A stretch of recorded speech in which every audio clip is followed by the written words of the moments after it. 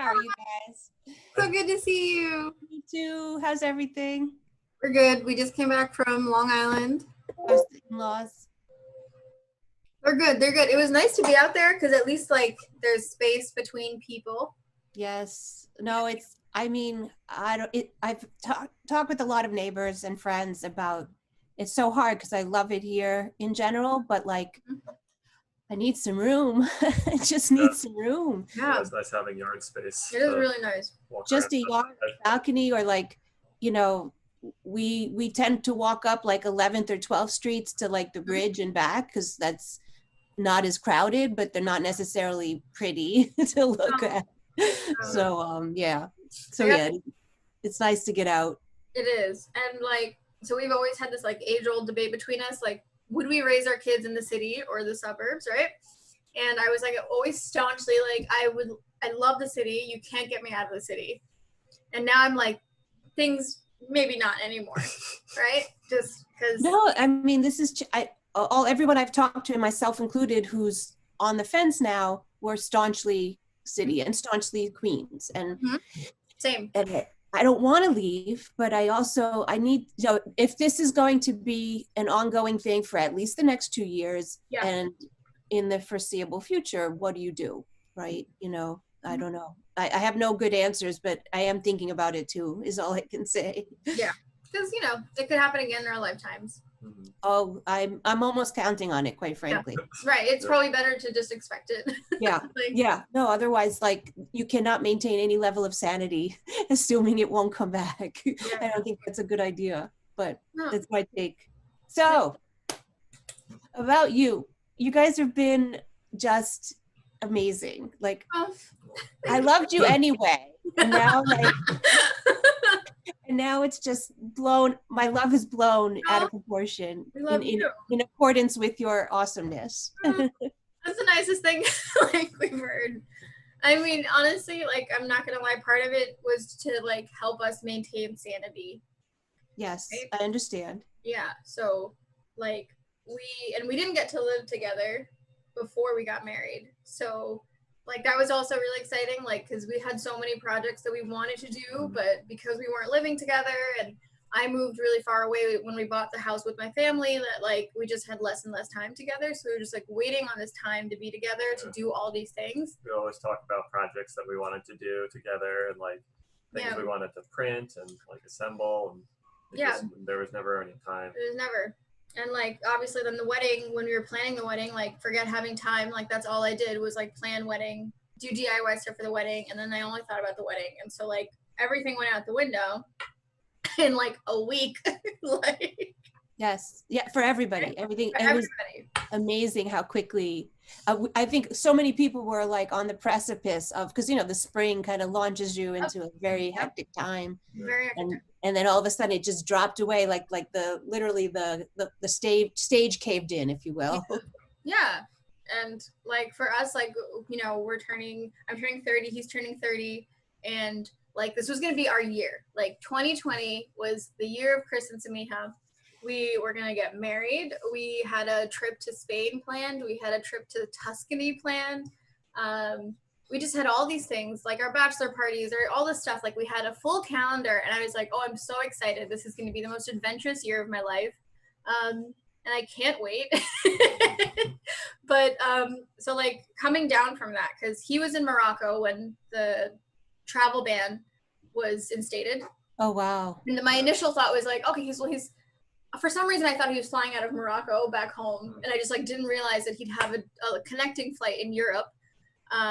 And then I have all my family coming from England for the wedding. And I was like, oh my God, who's going to be able to come home? He had to change his flight to go out of the UK first because they didn't include them in the ban. And which that flight actually brought us out of Morocco one day earlier, which was good because when we got home, we found out that like while we were like mid-flight, Morocco just closed all incoming and outgoing borders. So we would have been stuck there if we kept our original day of leaving Morocco. Oh my God, yeah. And like, I know he's a US citizen, right? So like it might have helped, but like who wants to deal with that trying to come home? I mean, I don't even know if it would have helped at this point because of the, like, are those people are still on a cruise ship somewhere, right? God, yeah, you're right. You're right. That cruise ship is still somewhere. They're on it. Right? So like that weekend, he's scrambling to get home, right? Like changing everything, flights, all that stuff. I was like talking to the wedding venue, like, hey, we can't have this wedding, right? And at first they were like, oh, what are you talking about? Like, you're the first person to ask us to change. And I was like, really? I don't think so, because I've talked to other vendors who are also like transitioning their brides to later dates. So they finally, like, you know, we had to get new like dates, like all of this was happening in a weekend. Things were being canceled, and then just life kind of went still, right? So like just nothing's happening. And then my mom, which I thank her, and his mom too, both at the same time were kind of like separately, they were like, I think you two should just get married, you know? And I was like, are you sure? Like, how are we gonna have a wedding? Like, we can't meet. At first, you know, we even then thought like, maybe we'll do something in a backyard, like with 20 people, like it'll be really small. And then like, no gatherings at all. And then my mom, like I think my cousin had said, he was like, oh, I could just like marry you guys over WebEx or something, or like FaceTime. And he's like, people used to get married on the phone all the time, like back in the day. Where? In Bengali culture, yeah, I mean not Bengali culture. So like, you know, you it has nothing to do with culture, but like Bengalis, you've had a few cases where people like their to-be fiancés already working abroad, right? So they'll get married over the phone, you know, because he can't come back, or you know, like arranged marriages. Some of them happen over the phone. Wow, I never knew that. Yeah, my mom was like, I never would have thought that my daughter would have been married that way. But, you know, like, you hear about it. Like, my aunt in Sweden, she got married over the phone to her husband, then she went to Sweden. Yeah. Yeah. Wait, I think the audio cut off for a second. No, I'm being quiet so that you're mostly, because I want the footage to be mostly of you guys, but, sorry. No, so I was like mouthing, wow. I was like, you're like, wait, we lost you.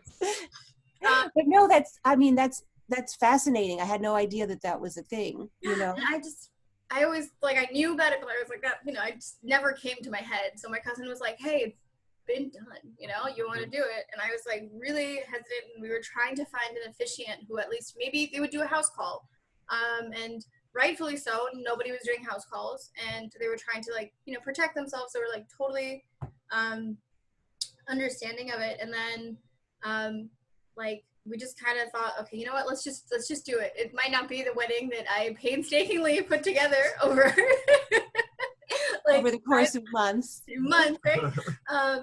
But we did it, and like we're still doing everything later in December, but like we kind of threw something together. My mom like decorated the house a little bit, and like, oh, it looked wonderful. I love the Mendy. I mean, everything. Like, yeah, it was strange because like, who did the Mendy? We had actually, so there was a henars did come, because I was like, it's only me and my mom and sister who were going to be in the area at the time. So she came like wrapped up and like, yeah. And so she's like, don't worry, I've been like quarantining too. She's like my original Mendy artist. So she was like, I feel so bad. Like, you know, you're going to have this. And having the henna is such a big part of like getting married. So she came, and like, it was just me and her in a room, and I got my henna done. It came out beautifully. Yeah, it was gorgeous. She did such an amazing job. I was just happy that I got to have that. And yeah, so then, you know, like my cousin, he was in the UK, by the way.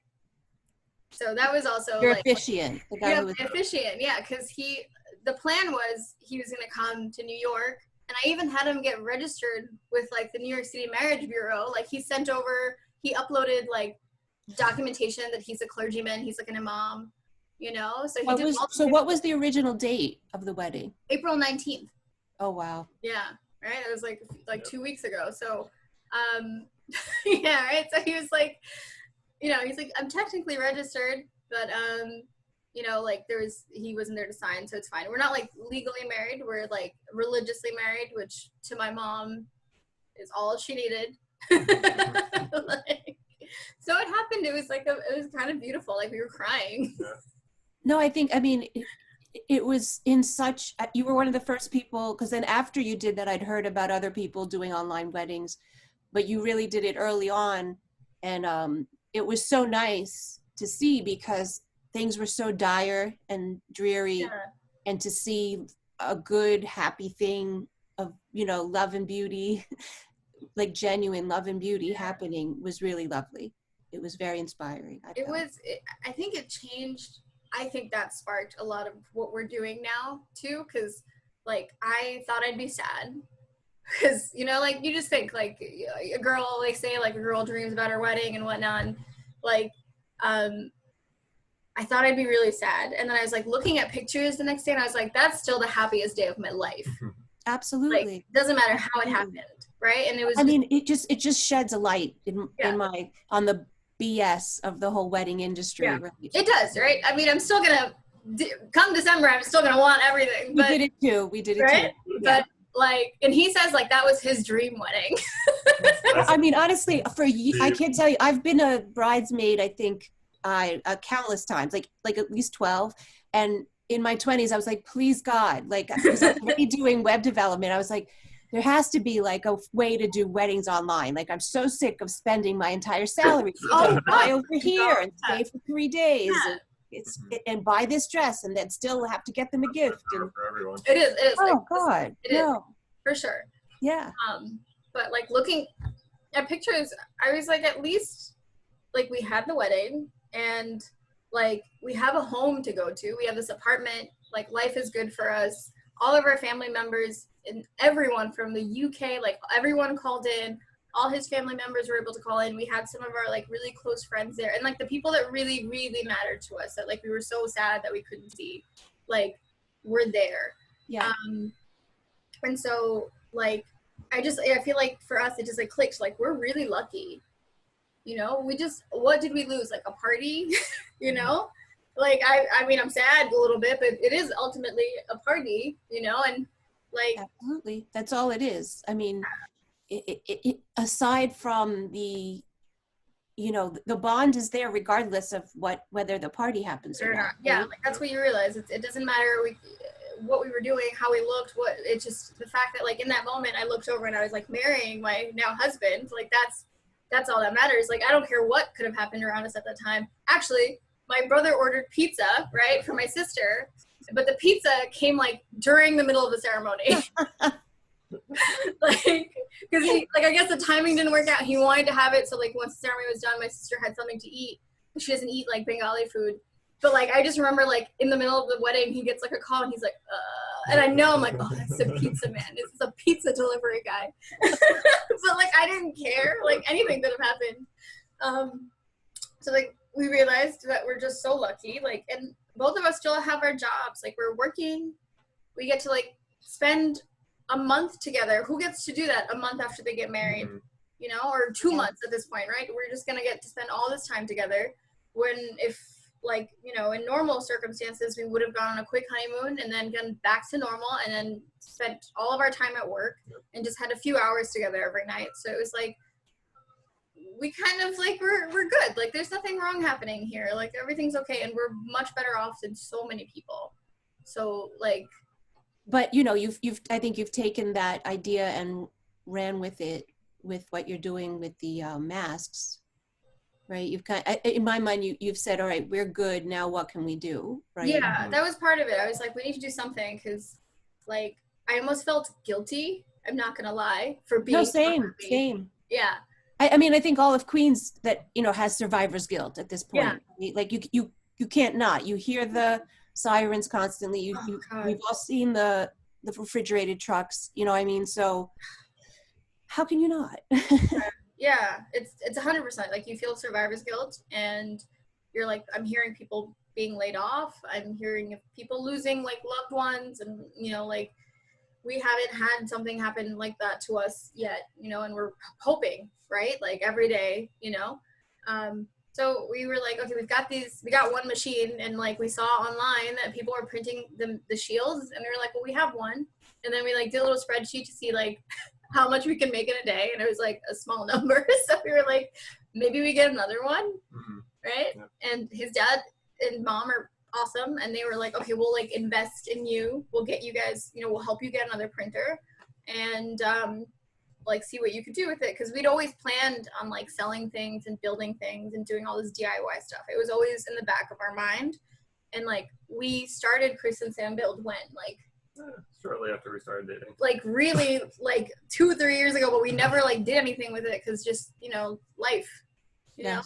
And so we were like, okay, well, we were planning to do this anyways. Let's like use this page that we already have and like we'll start to show people like how we do this stuff. Like, because we always wanted to be like instructional too, like teach people. Because like, you know, we did it with the Boys and Girls Club. Like I loved doing that. So we got 2 printers and then we were printing like on those 2 printers. We ended up getting a 3rd printer. So we were able to take some of that and buy a 3rd printer. So now we've got like 3 running. And I think like once we decided that we were gonna do the shields, we just like that's what we've been doing nonstop. And I saw you also made those like hair backs. Yeah, I guess like they're ear pressure relievers. They hold the string so they're not on the ear, right? Yeah. I know a few nurses and I have a good friend at Mount Sinai, so I've heard a lot about the problems, the PPE problems. Yeah, absolutely. And there was this other thing we were printing where it's like a bracket that you put on top of a surgical mask and it helps like seal the gap. Yeah, it makes it like closer to like an N95. Yeah, I mean, So what's your production rate at this point, if you have numbers like weekly? We have like average numbers, right? So this weekend our printers were down for maintenance, which like it happens because we've been like running them nonstop, and so we were like it was bound to happen. But on a good day, we average between like 20 and 26. Yeah, 20 and 26 a day, but that means like it you know that adds up really fast. And like that's if we're only doing the face shields. If we use like 1 printer for like the mask straps, we can get probably like 30 mask straps out in a day from 1 printer. Yeah, and then it brings the shields down to like 15 to 20. But, you know, and like it's kind of great because we're not the only ones doing it, and like that makes me so happy too, because like it's just universal. Like we follow all these like people who have 3D printers on Instagram and like these maker pages, and like everybody's doing it. It is amazing. It like makes me so happy because like you know, people think that 3D printers are like hobby tools sometimes, and they're not. They're very useful, and like it can change the world, right? Like having a machine that can make these functional things for you, like you don't have to go to the store all the time. Like imagine instead of just printing out spare parts, imagine just a world where you just fix something instead of just throwing it out and buying another one. You know, I mean, the work we were doing at the Boys and Girls Club, the whole basis was going to be connecting the 3D printing to NASA, right? To like the space station and how they use 3D printers. So, you know, just self-sustainability is the whole point, right? Exactly. I feel like I was talking to my friend, like, what would I do if I went back in time and like got to talk to younger me? And first of all, I know younger me wouldn't give a fuck. Like, sorry, I cursed. Sorry, wouldn't give anything, right? I'd probably like listen and be like, and then just not take any of the advice that I was going to give them. But like I think I like held myself to like, because I was an immigrant and I needed to succeed and I need to like bring my parents out of like poverty and all of this stuff. Like I thought that I had to do it. As soon as I kind of failed, I just like plummeted. I just was like, I can never do anything and I'm never going to be able to do any, like it's, So to stop expecting myself to solve every problem and just kind of take everything a little at a time. But yeah. But then you wouldn't be who you are. Yeah, probably. Who knows, right? I mean, you may be a calmer, like you would be much more serene, but you know, I don't know. I think all the troubles I've had in my life and all the experience, you know, they've made me who I am, right? Yeah. So if my parents weren't immigrants, if my mom hadn't died when I was little, if like I hadn't gone to Harvard when I wasn't expected to, you know, and been so poorly treated there, I may be yet another Yahoo protesting lockdown. I don't know. I hope not. Sure, you don't know. You really don't know. But you know, half my family is, so who the hell knows? Oh my God. Yeah. Hopefully. That's a whole other story. But anyway, I won't go there. I love you guys. Thank you for doing this. Yeah, of course, we love you. It's so nice to talk, just to even feel like an interview. All right. I'm gonna say, like, I was hoping it wouldn't, because yeah, like, I you guess know. I realized when I was like, I had to introduce myself, I was like, oh yeah, this is for a thing. It just, Yeah, me. yeah, you know, and it's been so nice, and I'm so glad we finally got to like catch up, because we've been, once I, you know, you'd found out we were moving and everything, like I was gonna like, it just, life has just been all over the place. And then you keep posting like delicious posts, and I'm like, I'm right down the block, people. I am right down the block. Oh my goodness, as soon as it's like safe to, like, you guys have to come over, we have to meet up, we have to do all this stuff. And Absolutely. I miss you tons. I can't wait to talk to Chris more. You guys, your story sounds a lot like me and my husband, you know, like with the like, oh, you know, everybody, because I come across, I think, as being outgoing, but I'm very much a homebody introvert at heart.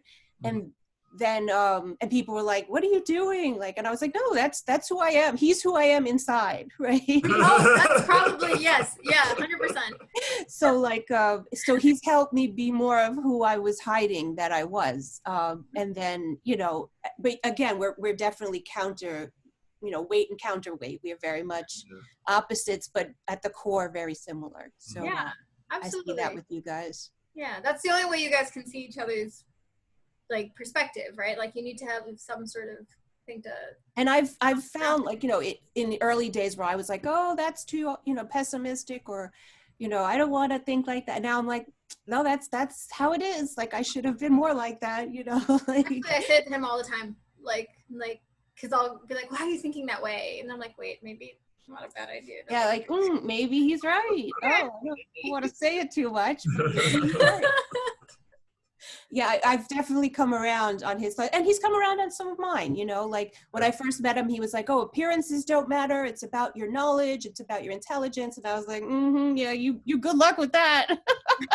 And then now he's like, you know, when he goes off to a conference, he's wearing the outfits I picked out, right? Because he sees the difference. He's like, and he remember him coming back and being like, I was like, senior, you know, people came up and talked to me because I was wearing a tweed jacket. Like, I thought, like, I never expected that. And I was like, you know. My style has improved dramatically ever since she moved in, or ever since we started dating, really. I believe it. Yeah. So yeah, I think, you know, the best parts of you will rub off on each other. And, but, you know, the base is so strong. So, mazel tov, if you will. Thank you. And I can't wait to see you in person. But we'll probably do a follow-up to this one if I find that I need you to say something that I just didn't get you to say, but also like probably come the fall just to see where we all are. Yeah, that'd be awesome. I have a WebEx video of our wedding, but I don't. Yes, please send whatever you can. I'll send it to you and see, because it's weird and choppy, and I want to see if we can export it again or do some sort of because like it'll freeze, and then there's like a .webex file that like I have no idea what to do with. So like I'm working with two of the kids who were working with me to teach the workshops, and they're both at one's at SVA Film and one's at NYU Film, and they're both doing editing. Okay, so maybe we could just send you the file, and if you guys could just extract footage, I'll have them to us. I'm just learning editing. That wasn't my forte. Same here. We got like this film editing software, like Filmora, and we're like doing transitions and like fun stuff. But yeah, I've been working in Premiere Pro, and but I used to do Avid, like 100 years ago, in a booth where you had to like rent a studio, that kind of thing. That's intense. I figured like, oh, this has to be an easy transition, but you know, once you're used to doing something, you just you know, it's like you have to relearn all of the shortcuts. Memory stuff, and for sure. But, I want to start learning how to use Premiere too. Yeah, it's not bad. It's not bad. I mean, we got time. I'm pretty luddy, and I'm figuring it out. So I think you guys will be no problem. Yeah. Okay. So we'll send you, if anything, we'll send you the files that we have, and then transfer seems to be best. Everybody's Dropboxing me. Dropbox has been such a pain in my ass. I can't. Really? Okay. We'll do WeTransfer. It's simple. What about Google Drive? Does that work for you? What, honey? Google Drive. Have you tried that? Yeah, as long as you put it on the drive, because people like attach it and then it's like, oh, it's too large, and then it'll just go. But then I have to like ask for permission. So as long as you put it on your drive and then share it, that should be fine. Perfect. Yeah. Thank you guys. Thank you. Thank you. This is fun. Love you. Congratulations. Thank you. It was so good talking to you. Same here. We should catch up just because I miss you. I miss you too. Oh, all right. We could have like a dinner party. I'm so down. I'm so down. I'll get Slavko next week. Michael will be just walking around the back, which he would do every day. It's fun anyways. Yeah. I never got to speak to Slavko, so like. Oh yeah. Yeah. I've met him once. I think when I came to do the class, he was like corralling the kids, so I got to see him. But right. Yes. Yeah. We totally have to get together. There's plenty of time. Yeah. Yep. Yeah, so we're not going anywhere. Something we all have now. Yeah. Well, I mean like I meant in the future, but yes, now too. Yeah, I love saying to my friends, I'm like, I know you don't have any plans. So like, it's like you can't hide from people because they're like, and the friends that don't sign on to like a video call, we just shame them. Like, what are you doing? Like, what are you doing? How are you so busy? Like literally, like I think I take naps every so often. And then the thing I do where I'm like, oh, I missed a call because I was asleep. So awful. Nap now. Well, you can. I mean, what else are you gonna do? It's either nap or bake. So you know, or eat. So like, napping's kind of the safest, right? Yeah. Have you been baking lots or? Not too. So I really wanted to bake bread, and the yeast shortage was just so frustrating. But my yeast finally came. I took your lead and I bought the yeast off Amazon too. Nice. Yeah, I took the pound, like the pound of yeast. Yeah. So like I'm kind of caked out, and like who's gonna eat cake between the two? Like we're just gonna be eating a lot of sweet stuff, and I was just like enough, like I'll just try to bake something else. So I have yeast finally. I'll try to do some like breads and like the typical stuff that everybody's learning. But I'll send you a really good bread recipe. It's super easy. Do you have what's it called? Dutch oven? That. No. I'm really thinking of buying one. Like I didn't need one. It's worth it.